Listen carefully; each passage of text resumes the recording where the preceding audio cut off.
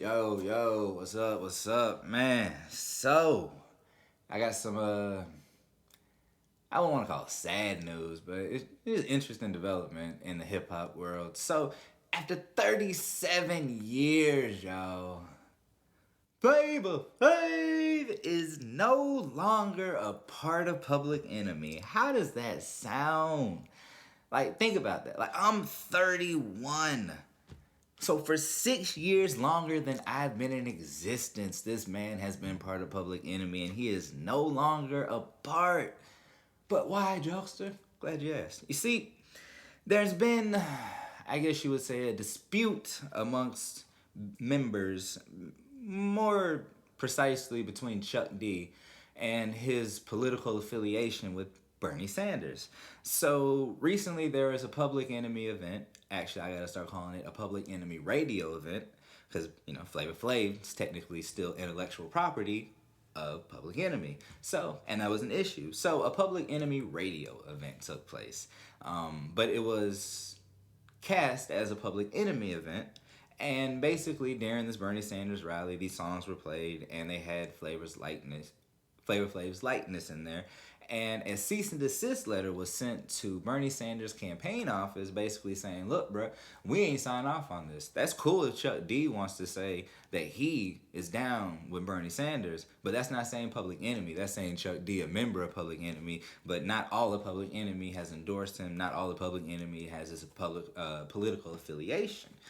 And so I guess to me the most interesting thing about this is like when you think about Public Enemy, like you think about the black militant revolutionary mindset that they had.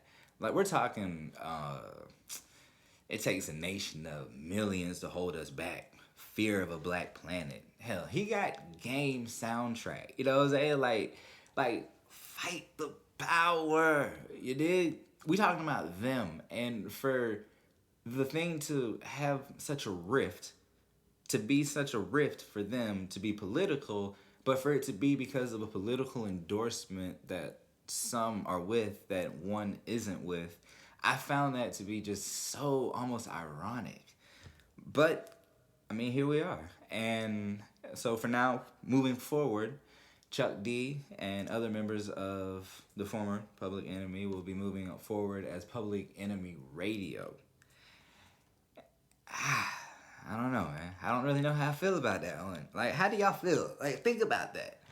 Like, he'll no longer be the hype man for Public Enemy. Like, no more clock, you know what I'm saying? Just going around, no more that Flavor Flav. And I promise I'm not trying to steal that. Like, don't send no cease and desist letter to the Open Minded Studios.